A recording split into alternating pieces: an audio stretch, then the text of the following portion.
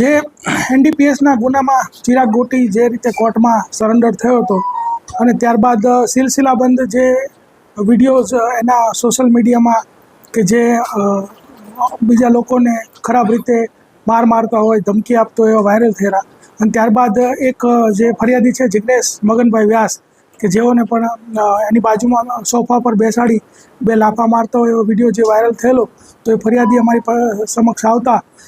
એ ફરિયાદીની જે ફરિયાદ જે છે ગઈકાલે દાખલ કરવામાં આવેલી જે ફરિયાદની કન્ટેન્ટ એ મુજબ છે કે તારીખ 15/10/2021ના રોજ જ્યારે એની જિગ્નેશ પોતાની જે ઓફિસ છે ત્યાં હાજર હતો, ત્યારે ત્યાં નીચેના ભાગમાં જે ચિરાગ ગોટી છે તથા રવિ ભાલ અને યુવરાજ જાદવ આ લોકો આવેલા અને એને કીધું કે ભાઈ તારા બાપના તો અમે પૂરો કરી નાખ્યો છે, હવે તારો વારો છે, તારે દર મહિને અમને 2 લાખ રૂપિયા ખંડણીના હપ્તાના આપવા પડશે એમ કરીને એને તાકધમકી કરીને એની પાસે જે પડેલા 10 લાખ રૂપિયા છે તે લઈ ગયેલા. અને ત્યારબાદ ચિરાગ ગોટીને એવું ખબર પડી કે આ ભાઈ જે જિગ્નેશ વ્યાસ છે એ પોલીસમાં ફરિયાદ કરવા જવાના છે, તો ત્યારબાદ ફરીથી તારીખ 24/10/2021ના રોજ એની ઓફિસની નીચેના ભાગમાંથી જે આ જિગ્નેશ છે એનું અપહરણ કરી દઈ અને એના ઘરે લઈ ગઈ અને આ રીતે સોફામાં બેસાડી અને પહેલાં સમજાવ્યો કે કઈ રીતે તારે હાથ જોડીને રોવાનું છે અને સમજાવ્યા બાદ એની બાજુમાં બેસાડી અને 2 લાફા મારી દીધેલા. તો આના વિરુદ્ધમાં 386, 365, 342, 323 એટલે ખંડણી, અપહરણ અને મારામારીનો જે ગુનો છે એ દાખલ થયેલ છે.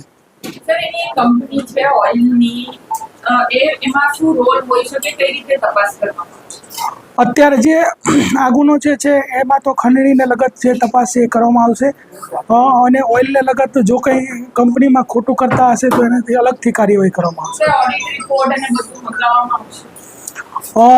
એ આખો અલગ વિષય છે એટલે એમાં અલગથી કાર્યવાહી કરવામાં આવશે. અત્યારે જે આપણે આ પહેલી ફરિયાદ જે દાખલ કરી છે એ ધમકીની, ખંડણીની અને અપહરણ છે, તો એની તપાસ એ રીતે કરવામાં આવશે. ને ચિરાગ ગોટીના ફરિયાદીઓ સતત અમારી સામે આવી રહ્યા છે અને સતત આવતા એમની જે સત્ય છે, તથ્ય છે એ જાણી અને જે વિડીયોઝ વાયરલ થયા છે એનો અભ્યાસ કરી અને એના વિરુદ્ધમાં સિલસિલાબંધ ગુનાઓ જે છે એ દાખલ થવાના છે. સર, મોટાભાગે ફરિયાદ આવેલી છે એમાં વેપનની ધમકી આપવાની વાત છે. જે કોઈ અત્યારે આ જે ફરિયાદ જે છે એ ખંડણીની ફરિયાદ છે અને આમાં વેપનનો કોઈ મુદ્દો નથી, પરંતુ જો કોઈ વેપનની પણ વાત હોય તો વેપન પણ રિકવર કરવામાં આવશે અને બીજું જે કંઈ પણ આપણા સમક્ષ આવશે એના ઉપર કાર્યવાહી કરવામાં આવશે.